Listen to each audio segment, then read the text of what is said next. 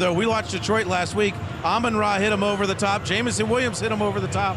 They almost hit him over the top again. So the confidence might be wavering a little bit if they get some early shots on these guys. I like going deep this game over the top, Marshawn. What about you, dog? Fitz, let me tell you something. That was a whole lot of words to say a lot of nothing.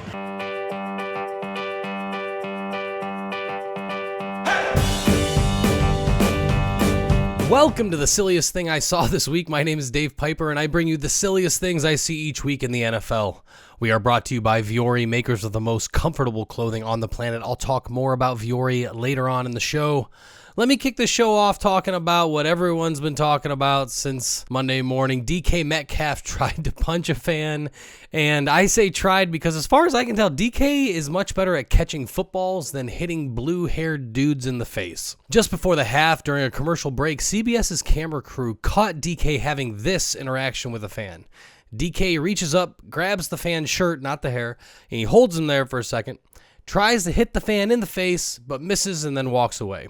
The ladies in the second row here, they cannot believe their eyes. Now, notice the people sitting closest to the blue-haired guy barely react. So why did DK go over there? Well, Tracy Wolfson reported this. Well, I was watching it, and he came over because the fan in the stands was holding a For Pittsburgh jersey. He went over, and the fan said something to him, obviously. Metcalf did not like what he said, and you saw the swipe there. But upon further review, that jersey does not have a number 4 on it. Later in the night, news outlets caught up with the fan, and he claims that he called DK by his government name, Decalen Zacharias Metcalf, and that's what sparked the interaction. You sure about that? Yeah, I don't I feel like that wouldn't have sparked that interaction. DK hasn't publicly commented on this later, so I don't really have his side of the story. Pro Football Talk reported that DK has actually had an issue with this fan before in 2024 when the Seahawks played the Lions in Detroit.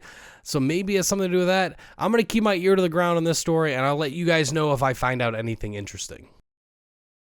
All right, check out this play from the Jags-Broncos game. It's the fourth quarter, 2nd and 6. Broncos hand the ball off to R.J. Harvey. Harvey heads out of bounds, and check out the springs on Jerrion Jones. He jumps right over R.J. Harvey, and this even catches the attention of Daryl Johnston. Check out what he says.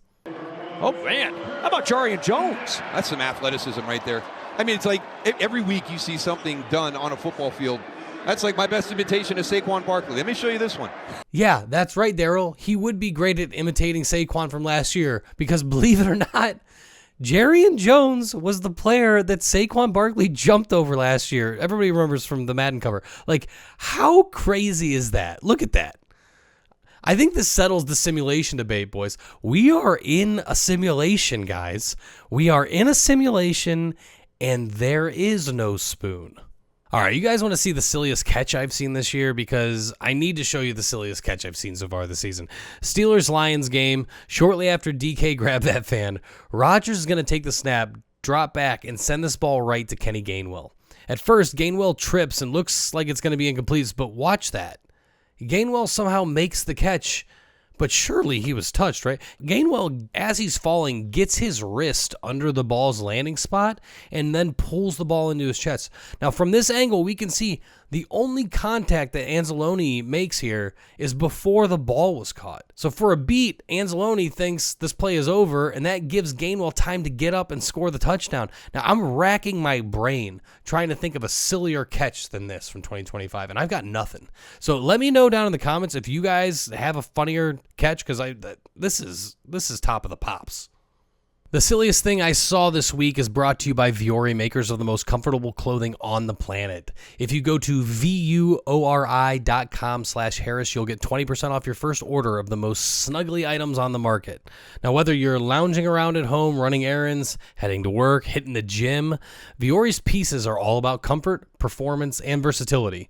Take the Ponto Performance Jogger I'm wearing right now. Made with ultra-soft dream knit fabric, it's breathable, moisture-wicking, and perfect for everyone from travel to training. Or the Corradano hoodie, I also have it on, for a warm, cozy feel with a soft brushed back interior fabric that I could just sleep in. I have slept in. Now, no matter where your day takes you, Vuori helps you stay cozy, look great, and you feel comfortable doing it, head to Vuori.com/Harris. That'll let them know that we sent you, and you'll get 20% off your first order. Thanks for keeping me cozy all winter, Vuori. Now let's get back to the silliness. My favorite referee in the league was spitting a little flair this week when the Rams took on the Seahawks Thursday night. Check out this ref's reaction to Cooper Kupp making this nice snag. Now, the first guy really gives a dramatic catch signal. Now, for a second, I was sure a hip thrust was coming after this, but he contained it. Now, that takes real power, my guy. You should be proud of yourself. But check out my favorite, Sarah Thomas, with that kick turn catch signal. I mean, get in line, boys. She's out here reinventing the game, but with attitude. I love her enthusiasm. She's good for like one or two of these years, and I'm glad that I caught this one. One of the most heinous helmet-to-helmet hits we've seen as football fans happened during the Chiefs-Titans game on this punt. Now watch the returner as he totally gets hit on the stones during this return. I mean, that ball isn't even there yet, and he's got a helmet knocking him down for the count. Guys getting hit in the stones will always make me laugh, and this is no different.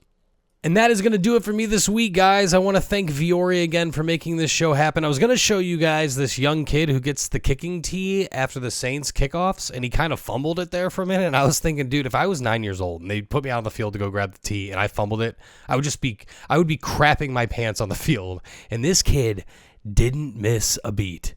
So good on you, kid. Way to get off the field and do your job. I hope you guys had as much fun as I did watching football this week. Everybody have a safe Christmas. Be smart. Be safe. And I will see you guys next week for Week 17. See ya!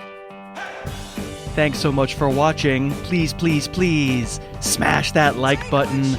Write a comment. Tell us who else you'd like to see us review film on. And of course, best of all, please subscribe to our channel and then click that little bell above the subscribe button and you'll be notified whenever we post a new video.